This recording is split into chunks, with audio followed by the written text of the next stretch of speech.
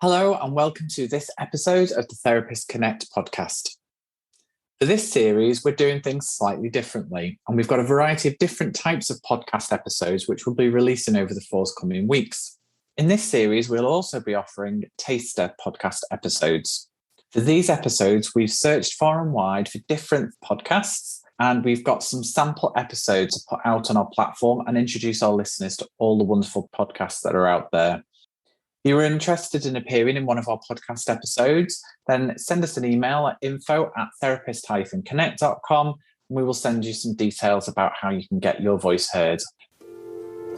Welcome to the Therapist Connect podcast, a podcast for therapists by therapists.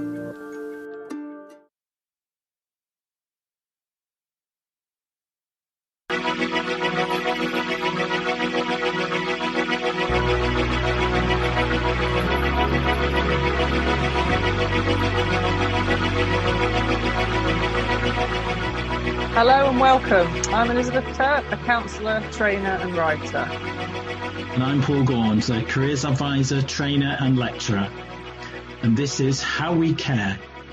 Conversations about what it takes to help people for a living. We are two experienced and committed helping professionals who are passionate about finding the best ways to take care of the people we help through our work and to support helping professionals to take care of themselves. So, if you're a counsellor, careers advisor, coach, social worker, medical professional, a learning and development or HR professional, or any other skilled helper or aspire to be one, this podcast is for you. Let's reflect on how we care.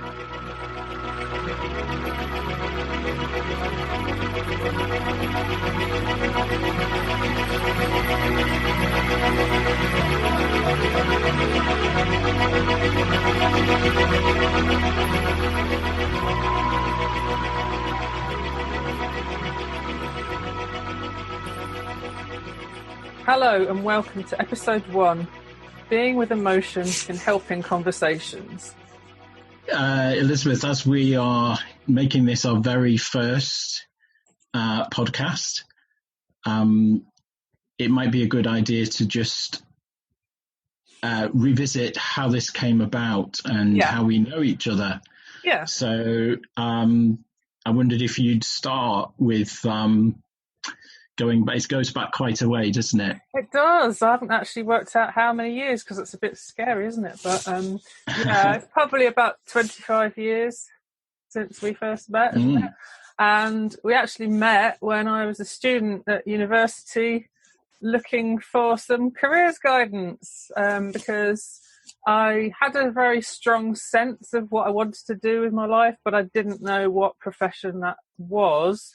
And I don't remember the exact details of what I came to you about, but I know the outcome. So it was around, I was doing English and psychology, and we had the option to do counselling psychology.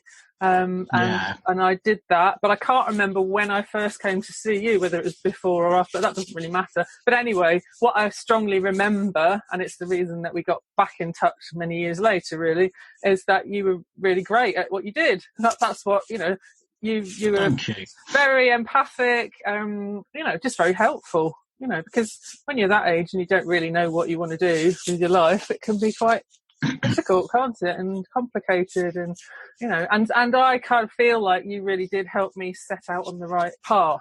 So that's how we originally met. And then a few years ago, since I've been in private practice, I had quite a lot of clients at one point in my counselling practice who needed some careers guidance. So I think I got in touch with you, didn't I, and sort of said, you did, can you recommend somebody who can help these people? And that's how we got back in touch. So I'll let you take over from there. And then I was taking my first kind of tentative steps into doing private career consultations. And so you were able to not only refer some clients to me, but also help me to get access to a shared space in a very good central location at a very reasonable price. So I was able to start off there. So it's hopefully a nice story in that we've been able to be mutually helpful to each other at different times. Yeah. And I think coming on from that is some of the conversations we've had where we've been exploring topics of mutual interest and concern in our kind of professional fields. And it's led us here, really, hasn't it? So those conversations have led to this series of podcasts, because we found that there is so much to discuss. Yeah, and this particular topic that we're going to be talking about today is the thing that kind of set the whole thing off. So I don't know, do you want to sort of say a little bit about that and how that came up for you as a professional? Yeah, with career guidance, I mean, there's very different perceptions of what it's about, and there are different facets involved in delivering career guidance, which depend often on where the person seeking the career guidance is at. But sometimes it's assumed, I think, that, that it's relatively emotion free, that it's a very transactional, well, I'm interested in these jobs. Can you give me a steer? Can you give me some information? And there's no real kind of deep emotion involved. And many times that's probably true. That's probably the case. But from my experience, long experience now of being involved in career guidance, there is often significant amount of engagement, emotional investment in career decisions, as there probably should be, because they are, inextricably linked to how you live your life and what you want out of your life. So I was recently reading or rereading an article by a career practitioner called Dr. Oliver Jenkin, who's based in the southwest of England. And he wrote an article called Engaging with the Emotional Content of Career Guidance, which I use with the students that I teach. I teach on the course at Coventry University for career practitioners. And he says, and I'm reading this because he's expressing it probably better than I could. People have a tendency to bring aspects of all areas of their lives into career guidance interactions, including at times powerful emotions. And this requires great skill and sensitivity on the part of careers practitioners. And I'd agree wholeheartedly with that. And then he says, for career guidance in whatever format to be effective, individuals need to feel that they can safely reveal their ideas, their curiosity, their confusion, and their fears about the future in a non-judgmental setting. And he said all careers advisors are trained to facilitate such a safe space when working with clients. And then he refers to the psychologist Carl Rogers' core conditions for therapeutic change, which there's three of them: empathy, genuineness on the part of the practitioner, and unconditional positive regard. And generally the idea of being able to get into the person's world, getting to understand where they're coming from, and not to impose our own worldview on that. Yeah, and to be open to whatever it is they want to bring and need to bring. Yeah, so, and I'm guessing that this is something that's very relevant in the work that you do. It's fundamental. Therapist. Yeah, absolutely fundamental. And some approaches put that as the main thing. And there's lots of debate. Do we need additional theories and additional skills? And but a lot of practitioners, especially quite interestingly, very experienced ones, find that over time they come back to persons, as Rogers called the person-centered approach, with those conditions that and he considered that they were necessary and sufficient for therapeutic change. That's a quote from Rogers. I'm one of these people that I actually find that is true, that you may have done additional training in all different therapeutic models, but fundamentally, if you provide those conditions for a client, that's where the change happens. And so what's coming to mind for me now is in therapy, obviously that's absolutely fundamental. But the quote that you just gave there, Paul, it comes from every profession. You might be listening to this who considers that they have helping conversations. If they can provide those conditions, even if it's in a 10-minute appointment, like doctors may only have 10 minutes with a person, if they're able to actually be open to what a person really needs to say and respect that and be genuine about it, that's where the opportunity for help really occurs. And that, even in a less kind of structured, focused thing as careers guidance or therapy, meetings that a manager might have or something like that, it's quite useful, I think, to think about what the opposite of that is. And I think we'll maybe come on to that later in the podcast. Yeah. But if you're not doing those three things, you can be shutting things down and getting in the way of any kind of process. So thinking about those preconditions that Rogers talks about, so empathy, genuineness, and unconditional positive regard, they sound really good. How, for instance, would you go about setting up a session with a client to enable those to happen? Oh, wow, what a question. Well, what came to mind as soon as you asked me that question was you don't. It's embodied. It's something that you are. So, but that isn't really helpful for trainees. So that's coming from someone who's been doing something for a long time, I suppose. But it's not something you put on. It's something that you are and that you offer. And it's kind of, it's almost your default setting in interactions. Now, I'm not saying you go about in the world being like that with everybody, because if you did that, that would not be good for anyone or yourself. But yeah, certainly that is the fundamental approach I take to every interaction I have with a client. So it's quite hard to answer how you do that, I think, because it's very complex.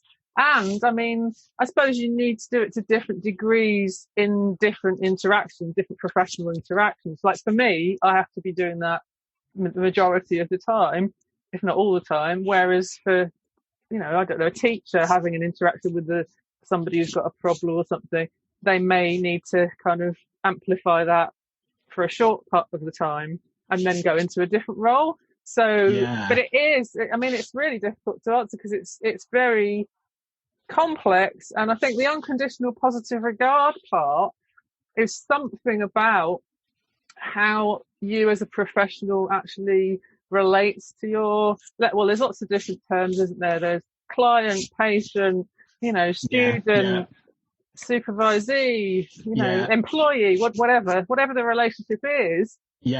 What do you actually feel? And this is going to get into quite interesting territory that can be a little bit controversial, even in therapy, that it's a human relationship and there is some level of care and, dare I say, even the word love that might have to be involved in order for you to fully embody those conditions.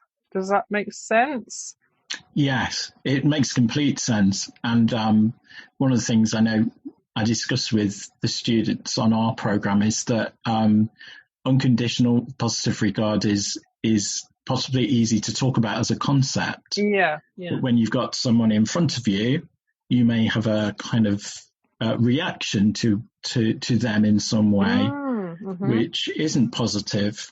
And we all, we all can't necessarily control our kind of instinctive reactions, but maybe what we can control is how we manage those and how we attend to them, understand them, and don't let them interfere with what we're offering to that person. Where self-awareness comes in, which is a real big skill that often isn't taught. I mean, it is taught in therapy because it's a key skill, but I think in other professions it's taught. Probably if you're teaching people, you're probably teaching that, aren't you? But other people may not have that self-awareness or awareness that you need self-awareness. So, and I think there are some therapeutic approaches that don't involve self-awareness and don't really acknowledge that your own stuff can be quite easily brought up by another person. There's a really simple example here that somebody told me the other day. I think it was a friend, but it doesn't matter because it comes up a lot. So say you're having a professional interaction with a person, and they remind you of your grandmother, for example. Now, that could go one way or the other, couldn't it? In fact, I've actually experienced that, not with a client, so that's not a personal thing, but, if you had a affectionate relationship with your grandmother, then that's one thing. But if you had a problematic relationship with your grandmother and this person sat in front of you and you are feeling some of it, might not sound, it's not rational, so this is an emotional response. And then you kind of engage with some of those difficult feelings that you may have about your own life, it can be quite tricky not to let that get in the way of the core conditions that we're talking about. And so that's when a high level of self-awareness is necessary, and also a high level of skill in being able to not only identify what's that feeling, where's that feeling. You don't have to know what the feeling is, but you do have to know it's your feeling, and then put it to one side. So this could be quite difficult stuff, and and I think there is something about, there's an element of some of this being natural, but there's also an element of it being these are skills that you can develop, but it depends whether you've had the opportunity to develop them in your trainings, and some people haven't, so it's difficult.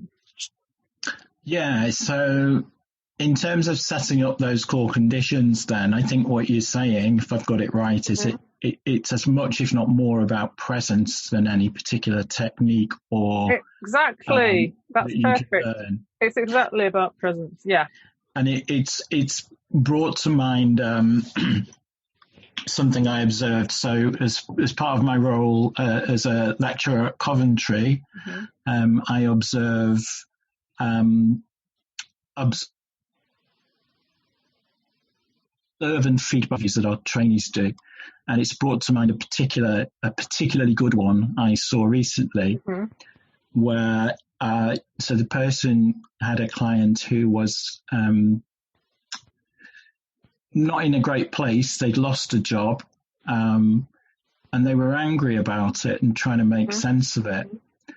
And what our student did, I think, which was really interesting to me and I commented on positively, was what I felt was, it goes back to what the quote I read from Oliver Jenkyn earlier, created a really good, safe space for that person to just almost let all of that anger be expressed. Exactly, yeah. And what was fascinating to me, and again I fed this back, was how little our student said or did during that part of the conversation. So it was a presence thing. It was just sat there and almost kind of soaked up and gave sufficient indication that she was A, really interested, and B, wanting to help, but not by diving in and saying you should do this, you should do that, you should feel this or you should feel that, but just letting that all come out. And the other interesting thing that happened was that I kind of visibly saw the anger being expressed and then almost kind of draining away. Fantastic. Like it had been bottled up for ages. Yeah, which a lot of emotion has been, and that's kind of the root of a lot of mental health problems, is that we live in a culture where we haven't been taught how to express emotion, or we've been told that our emotions aren't valid, or all kinds of other things. So we hold on to those emotions. And when we have an encounter where a person is able to sit with us while we experience those emotions, that's a really good description of what goes on, because it's not about the professional doing anything with that feeling. It's that they are able to be with it. And something's come to mind as well, where sometimes people can think of therapy as like a container. So a person will come into their therapy session, and obviously, well, not now because we're in a pandemic, so we're working on video calling, but ordinarily they'll come into a room they'll do the work, they'll express the emotion and then they'll leave the room again. So depending on what we're working with, sometimes you actually sort of talk about that as part of the preparation for doing difficult work, and you'll say, okay, well, we're going to work on this, and if you want to think of it as leaving the emotion in the room and putting it away again and going back out into the world, that can really help. So what you've described there is a sort of micro example of that, where there was a really strong emotion that person needed to express before they could move forward with getting their help with their career stuff. And that's perfect, because that person allowed that. They were okay with it. They didn't run away from it or try and shut it down. They were with it, and in doing that, it's that action, because it's an absence of action rather than an action, isn't it? Really, but it's allowing, and it kind of it makes it okay for that person to express that feeling, because it's that human interaction that a lot of us don't have that much of in our day-to-day lives. Yes, and that's interesting that you make that point, that we don't have that kind of interaction often. And something we say to our students is sometimes you have to realise that the conversation you're having with that person, be they at school, university, be they an adult, you're talking to them about things or asking them about things that they may not always get the chance of to talk about, or may never have talked about before, and certainly not talked about in the way that they are given space to be them. So, I think a lot of people get a lot of advice and opinions given to them, especially when we're young, which are often incredibly loving and well-meaning, but almost like our brains can be so crowded with thoughts and feelings that we've got from what other people have said, that we don't necessarily get the opportunity to explore what we think and how we feel. And I think where skilled helping conversations come in, that space is created, isn't it? That it's, I'm creating a space for you. I'm not giving you the benefit of my accumulated wisdom and telling you what you should do. I'm actually giving you a space to say what's going on for you at the moment and how can I help. Because what we're both trying to achieve with our clients is we're trying to help them find their own answer. So when you describe what goes on often in our relationships with family, friends, and anyone who's got kind of any relationship to us has their own agenda, because they care about you and they're emotionally involved with you and all of that. As you say, often that is well-meaning, but why don't you just do this, or whatever. The experience of that, if it's a difficult emotional stuff, is of being shut down, and that can actually be quite damaging. I mean, depending on how long it goes on for and what experience we're talking about. So in a way, what we're trying to do, it's really fascinating, and I'm sure some people listening to this won't understand this necessarily, that especially maybe with your profession, because careers advisor, some people would think that someone come to see you and they're coming because they want you to tell them what to do, but it's the opposite of that. If you do that, you're going to miss a lot of the time what their actual true self needs. And your job, and this, I know this is how you work because I've experienced it, is that you help them to get in touch with what they actually want, not what their family wants for them, or what their partner thinks they should be doing, or what society thinks they should be doing, but what they actually deeply want for themselves. And people often don't know that, because, as you say, they're so cluttered in their minds with all these other values and expectations and things like that. And it's our job to provide the space for exploration, isn't it? Yeah, and sometimes providing that space, people get light bulb moments, don't they? People get moments where they say, "Oh wow, I see clearly what I need to do now," or I really know how I feel about that. And that's them doing that, isn't it? That's them doing it and us facilitating it. It's not us directly making it happen necessarily. But you don't need to, because that's the power of the core conditions, isn't it? And I think that's where a lot of therapy goes wrong, and a lot of other interactions in all different kinds of professions go wrong. But if you as a professional feel pressured to act and to fix and to sort and to take control in some way, and that can come from all kinds of different places. It can be internal, but it can also be what you're told you are as a professional, or it can come from arrogance, or it can come from time pressure. But if we take that stance, somebody's just said something to me and I need to do something with it, and I need to move them on quickly, or literally, that's what GPs can experience, because I think they're a good example. They've got 10 minutes. Now, I've seen a lot of doctors in my time, and we'll come on to that, but there are doctors, and my GP is fantastic, who can provide the core conditions in 2 minutes. So it is possible. Wow. It's possible. There are people who have that ability to make you feel like they've got all the time in the world to hear you and to help you to go get where you need to get. And I think GPs are a really good example, because they're trained to go, right, here's a problem, here's a solution, do a prescription, gone. That's their training. That's the medical model, isn't it? I mean, obviously that's like simplification, but that also doesn't work, because there's so much nuance in a medical interaction, so much emotion often, so much fear, so many questions, all of that all of these types of issues are relevant to all of these different interactions.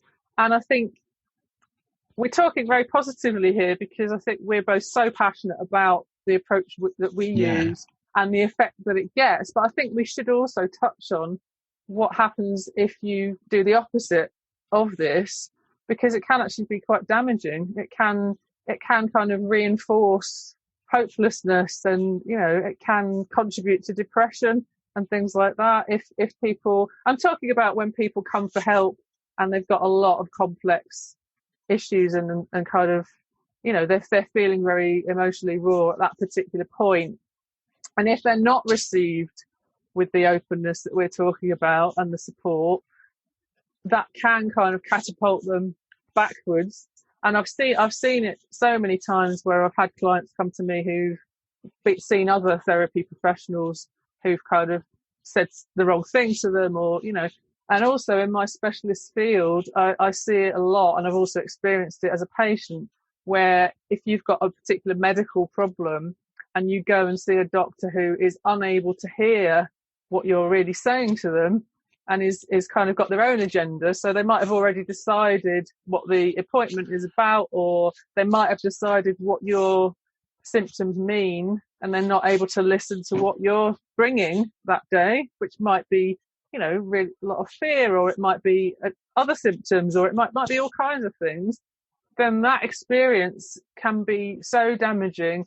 And to the extent that when you have an interaction with a medical professional who can provide those core conditions, I've had experiences like that where I've seen doctors who can do nothing for me, and they say so, but because they have listened to me, they've had a human interaction with me, they've given me care, I felt that that's benefited me, even though they've actually literally said to me, I'm really sorry, there's nothing I can do for you.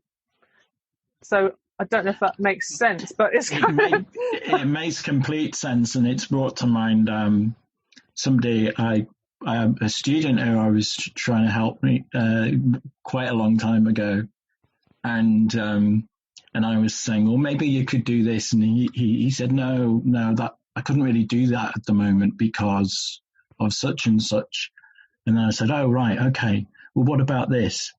And I was just suggesting various courses of action and the lines of inquiry to him, and he said to me, Paul, you don't have to solve this for me, he said, it's enough for me to know that you care, and I know where you are if I need to speak to you. Okay. So it is what you're saying. It's going back to this thing about presence, isn't it? Yeah. And there will be times when whether it's a career issue or a life issue around family relationships or anything like that, when we just don't have the power to do anything, especially right now, or even say the right words that will kind of in inverted commas make it better. But going back to what you say, people sense that you're there for them, and that your presence is helpful, and as you say, they've had an opportunity to be listened to and be heard. And that is, because that can happen in my line of work. I think it may be happening a little bit more at the moment than it would ordinarily. So if you're working with somebody who has got very little agency over their own life right now for financial reasons and work stress reasons and all kinds of external reasons, that I might not feel like I'm doing anything to help them. But if I check out with them, because part of the process of therapy is you review the relationship regularly, to make sure that they're getting what they want, then their view on it might be quite different, and that their experience might be, but you are giving me something because you're listening and you're allowing me to talk about what I need to talk about, And so, it's the opposite of shutting down of something. So I'm wondering, do you think it's useful to touch a little bit on what factors might lead a professional to not be able to sit with emotion? I guess we sort of touched on that a little bit before, didn't we? So if a person if you have a strong reaction to a person because they remind you of something, or you don't like them or something, but do you think there's other reasons why people might find it difficult to listen to difficult emotion? I think, and I think probably we'll be exploring kind of deep listening in another session, but it does come down to the quality of, part of it I think comes down to the quality of attention you're able to give. Mm-hmm. And I think going back to your doctor analogy, I'd agree with you I've experienced both ends of the spectrum with doctors, and it's amazing when you think somebody can, in a very short space of time, create that safe space for you. It's warmth. But warmth, but but I think with the best will in the world, doctors are a great example of professionals who can be so overloaded and time stretched that the quality of their attention to patients is almost bound to suffer. And so tiredness, distraction, lack of concentration. So they may have the best of intentions, but also in some ways the worst of pressures. To get patients seen and to get through the day. So I think that's a factor. Even we can all be, I guess, susceptible to that kind of pressure in different ways, which is why kind of self-care and self-awareness kind of important. But also sometimes it's, I think, going back to something you said, it may be in some professional settings that people don't get that kind of training and preparation to deal with emotion, or there's an assumption, and I think that happens in some cases in my profession, that it's not your job to deal with it. If someone's got emotional issues, you refer them on, and there are times when obviously you'll say, it's not within my capacity to deal with this, I'll refer to another kind of helper. That all makes sense.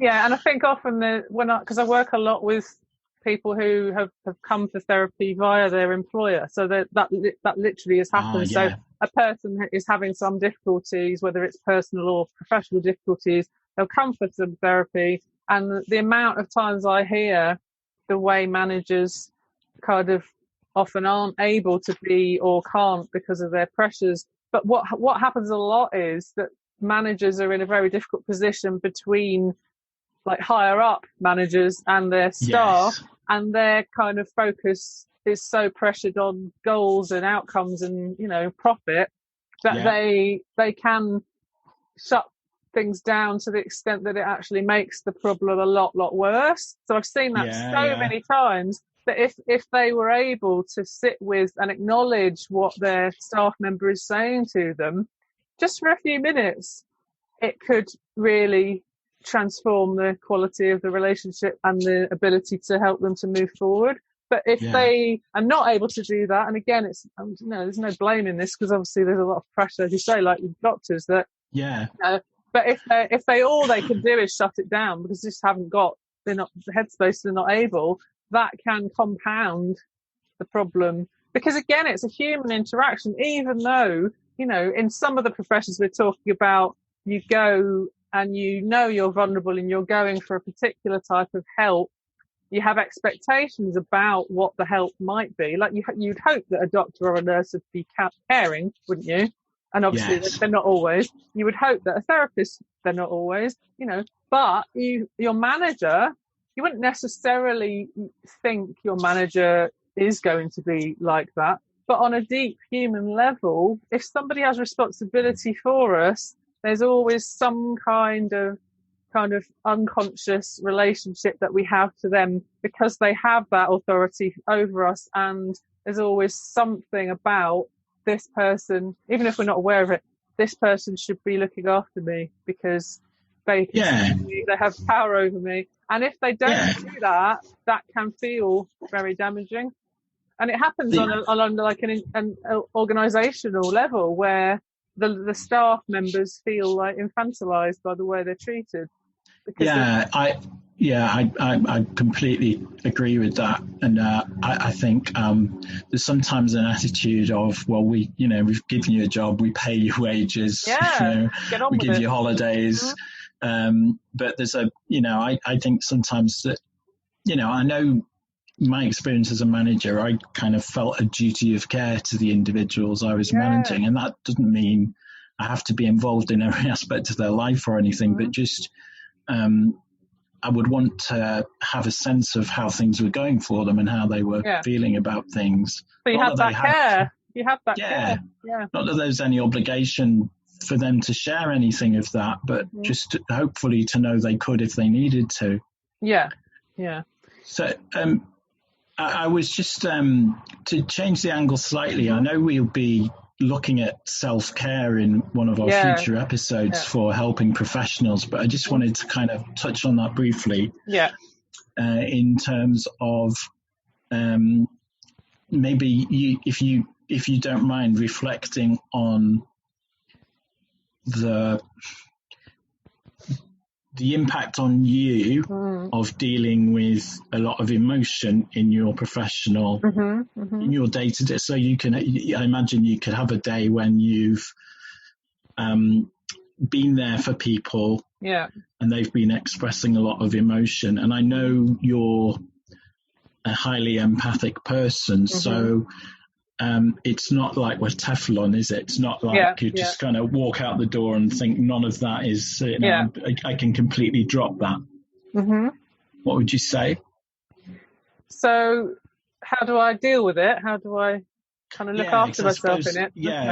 Because we're talking about deep emotions of the people we help, but our emotions are, however much we try, are going to get involved. Of course. And maybe should be involved as well. Yeah, well, I think the starting point needs to be a structure of self-care that's there all the time. And I think that we will expand on this greatly in another session. But if you have a job like mine where there's a huge amount of emotional stuff coming at you all the time, and that's your job, it's vital that you have certain baselines in place already of well-being. Enough rest, enough, good food. A really important thing that I do, which can be developed in other professional things, is boundaries and a sort of attitude to your work and your own ability, which there's a very kind of a subtle balance here. So you have to have enough confidence to know that you've done everything you can in order to be able to let it go. So for me, because my sessions are, they're all the same length usually, and, a session ends and you write your notes and then you have some kind of ritual as a therapist from moving from one appointment to the next appointment. Now, I have good chunks of time between, so that's something that some people choose to do and some don't, but you do your notes, you put your notes away, you physically put them away, and then you, go go downstairs, get a cup of tea, move around a bit, do something, and shift to the next, because the next appointment is a completely different person, and that's their time, that's their yes. So the boundaries are really important. But for me, physical movement is actually something that I use a lot in order to kind of shift what I might be left with. So when I finish work and I've seen a few clients of a day, I usually, well, not at the moment because I'm working at home, so I'll walk around near where I live, but usually I walk home from where I work, which is quite a decent amount of walk. And that helps me to kind of sort of rebalance myself back into my own physical self, I suppose, and let go, leave the emotion where it is. If obviously there's times where, you know, you might be working with something extremely difficult or there's a build up, then you would use things like supervision in a different way. You would kind of bring in extra stuff depending on what you need. But as I say, if you haven't got a baseline, well, if you I mean, again, it depends if you work for yourself or if you work for an organisation, but, you know, trying to have a kind of healthy level of work isn't always possible. But if it is possible, it's key to being, you know, keeping yourself in balance, because you're right, this stuff takes its toll and people burn out. I mean, the reality is a lot of therapists, and they talk about it quite a lot on private Facebook forums and things like that, people burn out because they're doing too much work and they're not taking enough account of the fact that they're using themselves as a human in that interaction, and then it does take its toll on you, you know. And I think another thing I tend to do is if I've had a particularly challenging day, it kind of depends how I feel, what I would do afterwards. So I have, like, if I'm feeling energized, I might feel like, oh, right, well, I can, you know, I'll read a book or I'll do some painting or something like that. If I'm feeling really depleted, I might choose to just sort of sit and watch something really restful on TV, or just basically being very in tune with what you need yourself to kind of come back to balance. But it's in my profession, it's at least talked about, but I think in a lot of other professions, it's almost like taboo in this culture to talk about looking after your own self, isn't it? Yeah, and there's a phrase that comes to mind, and I don't know where I've heard it or where I've read it, but the phrase is proper selfishness, which is about not being selfish to the expense of others necessarily, but just not forgetting to look after yourself because you're busy trying to help everyone else. And also, like, radical self-care. Radical self-care is something I quite like, because there's an intersection here with the chronic health community, because I have health problems. So there's another kind of element of that where, you know, this for people with chronic illness, it's essential. It's not a choice. It's like, if I want to function, there's certain things I have to do as well. So that's kind of another, but that helps to shift that kind of mindset and cultural thing around looking after yourself, being selfish, because this is really important analogy that I like. If I'm working with a carer or somebody who's really struggling with their own well-being, I always just say to them, but you're using yourself and your own energy to help other people. If you get ill, you can't help other people anymore. So that's not selfish to look after yourself, because you're also benefiting not just the people you work with, but obviously your family and friends as well. If you can kind of stay well for them, you're staying well for yourself, but they're also going to benefit. If it's never selfish in the, you know, I've reclaimed the word selfish as a positive, but the word selfish in our culture is negative, isn't it? And so, but actually for any one of us doing the jobs that we're talking about here, you have to look after yourself, because otherwise, you know, it's not sustainable, basically, is it? So, Absolutely. This has been really interesting, and I know I've learned a few things, you know, in the course of this conversation, and it's been a great opportunity to reflect. Yeah. So I'm looking forward to the next one already. Yeah, great. I am. So I had like a little brief exercise that people could maybe try if they wanted to, related to this topic. Should I share that? Yeah, brilliant. So it's very simple. It's just think of the last time a client, student or employee, whatever of yours, was with you and they were emotional. So just sit there for a couple of minutes and reflect on that. think about how you felt when that happened, and then think about how you felt influenced what you did next. So just simple, just a little. So it's a way of starting to kind of get in touch with how we as humans feel when another person is visibly distressed with us. I mean, if you can't think of a recent professional example, you could always think of a friend or family member, I guess, and lots of different things can come up from that. And some of them are urges. Sometimes there might be an urge to run away. That can be a thing that sometimes people experience. But yeah, have a little reflection on that. So next month's episode, I think we agreed, is going to be on the topic of the problem with positive thinking. Yes, toxic positivity. Yes. And its dangers. Yes. So please join us then for more reflection on how we care.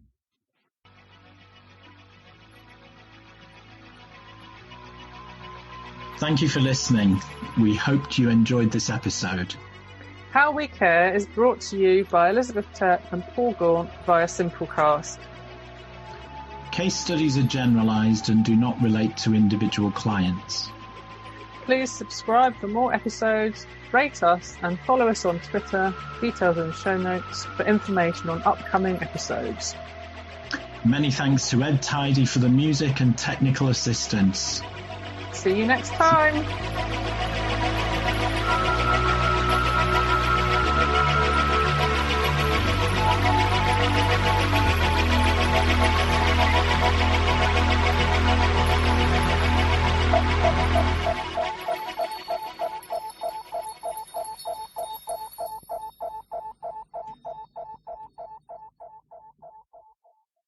Thank you for listening to the Therapist Connect podcast.